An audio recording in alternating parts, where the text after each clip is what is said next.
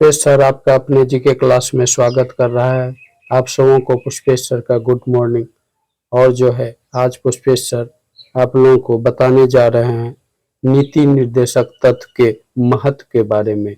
कल आपने नीति निर्देशक तत्व को पढ़ा था, आज जो है मैं नीति निर्देशक तत्व के महत्व के बारे में बताने जा रहा हूँ। क्या इसका इम्पोर्टेंस है नीति निर्देशक तत्व का, उसी के बारे में बताने जा रहा हूँ। पहला इसका महत्व है जनमत की शक्ति। नीति निर्देशक तत्व में क्या होता है, जनमत की शक्ति इससे जुड़ी हुई होती है। जनमत की शक्ति यानी कि जनता की शक्ति इसके साथ जुड़ी होती है नीति निर्देशक तत्व में। तो देखते हैं जनमत की शक्ति किस तरह से जुड़ी होती है। पहला पॉइंट, तो इसको डील करते हैं। यद्यपि ये तत्व न्यायालय द्वारा क्रियान्वित नहीं हो सकते, नीति निर्देशक तत्व को न्यायालय क्रियान्वित नहीं कर सकता है, ये तो जानते ही हैं आप। लेकिन इन तत्वों की अनदेखी करने वाली सरकार को चुनाव में हार का सामना करना पड़ सकता है। यानी कि जो सरकार लोक कल्याणकारी कार्य नहीं करेगा, सामाजिक आर्थिक राजनीतिक न्याय के लिए कार्य नहीं करेगा, नीति निर्देशक तत्वों को जो है कार्यान्वित नहीं करेगा, तो वह सरकार जो है उसको जनता जो है चुनाव में हार का जो है रास्ता दिखा देगा और जनता जो है उस राजनीतिक दल को जो है हार का सामना करना पड़ सकता है। और दूसरा है, न्यायालय द्वारा परिवर्तनीय न होने के बावजूद यह तत्व सरकार को जनता के प्रति उत्तरदायी बनाता है। क्या है, सरकार को भी जनता के प्रति जो है यह तत्व जो है उत्तरदायी बनाता है, क्योंकि जनता के प्रति उत्तरदायी यदि सरकार नहीं होगी तो जनता को जो है सरकार को जवाब देना होगा, और हो सकता है यह जवाब चुनाव में मिले।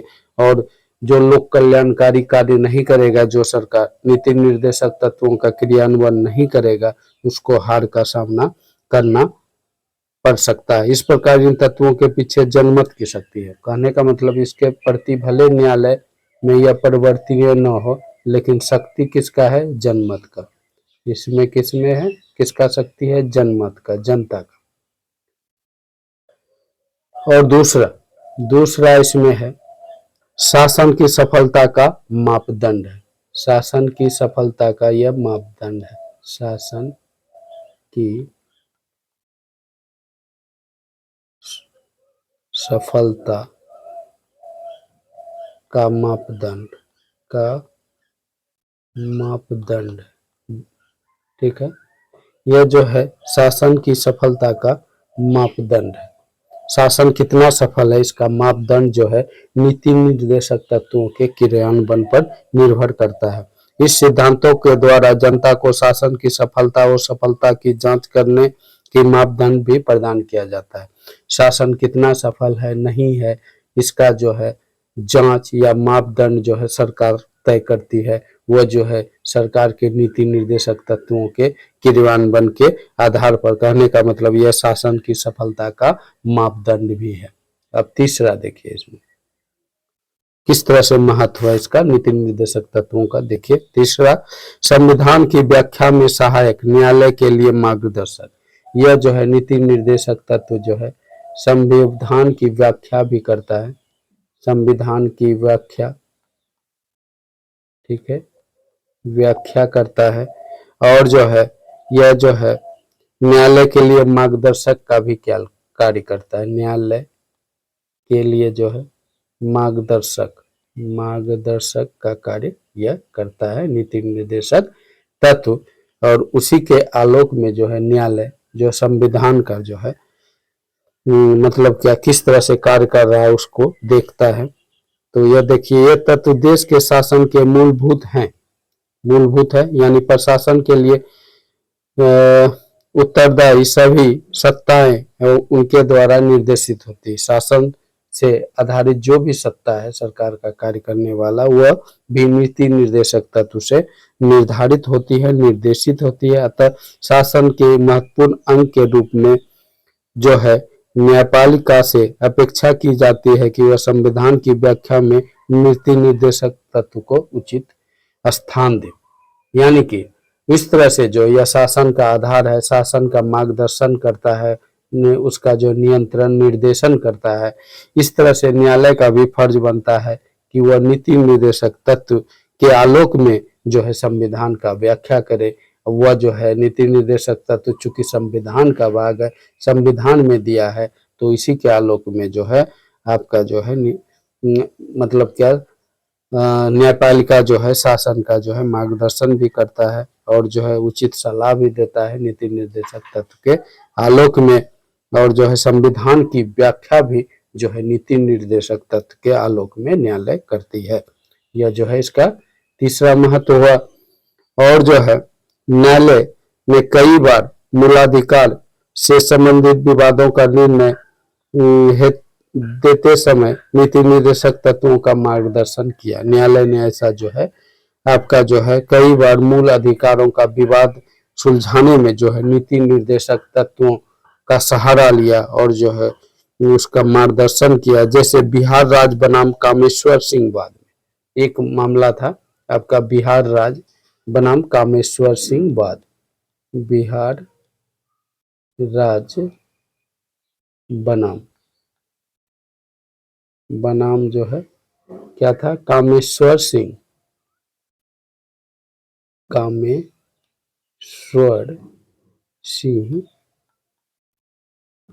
ठीक है। बिहार राज्य बनाम कामेश्वर सिंह जो है विवाद में जो है वाद में यह जो है आपका जो है अनुच्छेद यह 39 था। अनुच्छेद जो है 39 में इस तरह का आया था मामला के प्रकाश में निर्णय लिया और तथा कि जमींदारी उन्मूलन का उद्देश्य वास्तविक जनहित में। और इस आधार पर जो है मतलब बिहार राज्य बनाम कामेश्वर सिंह वाद के आधार पर जो है न्यायालय ने नीति निर्देशक तत्वों का सहारा लेते हुए व्याख्या दिया कि जमींदारी का उन्मूलन जनहित में है। यानी कि जमींदारी का उन्मूलन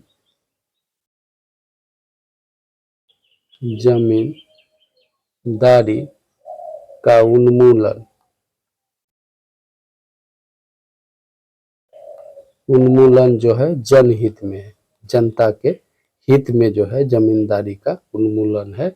यह मामला जो है न्यायालय ने नीति निर्देशक तत्व का सहारा लेते हुए बिहार राज्य बनाम कामेश्वर सिंह विवाद में जो है यह फैसला दिया कि जमींदारों का उन्मूलन होना चाहिए। यह जो है वास्तविक में जमींदारी का उन्मूलन जो है यह जो है जनहित में है, इसीलिए इसका उन्मूलन होना चाहिए। और चौथा देखिए जन शिक्षण की दृष्टि से महत्व, जन शिक्षण की दृष्टि से भी इसका महत्व है। जन शिक्षण, ठीक है, जन शिक्षण की दृष्टि से भी इसका महत्व है। देखिए जन शिक्षण की दृष्टि से किस तरह से है, ये राज्यों के उद्देश्य और लक्ष्यों के विषय में बताते हैं। ये कहने का मतलब यह जो है राज्यों के क्या उद्देश्य है और लक्ष्य क्या है, राज्यों का उद्देश्य और लक्ष्य के बारे में बताता है। इससे पता चलता है कि राज्य लोक कल्याणकारी प्रशासनिक ढांचे की स्थापना करेगा। इससे पता चलता है कि राज्य जो है लोक कल्याणकारी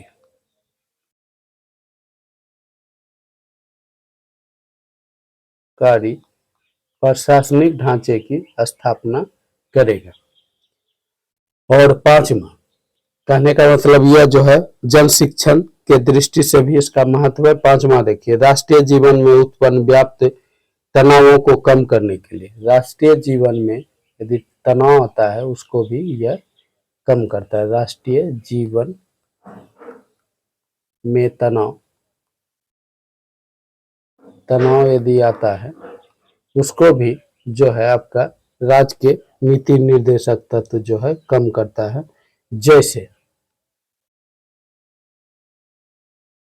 जैसे नक्सलवाद तथा अन्य सामाजिक आर्थिक समस्याओं के समाधान के संदर्भ में, जैसे नक्सलवाद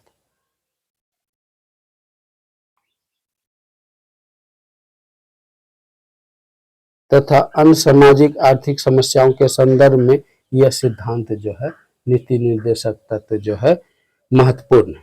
अब छठा देखिए, क्रमशः सामाजिक क्रांति की दृष्टि से, सामाजिक क्रांति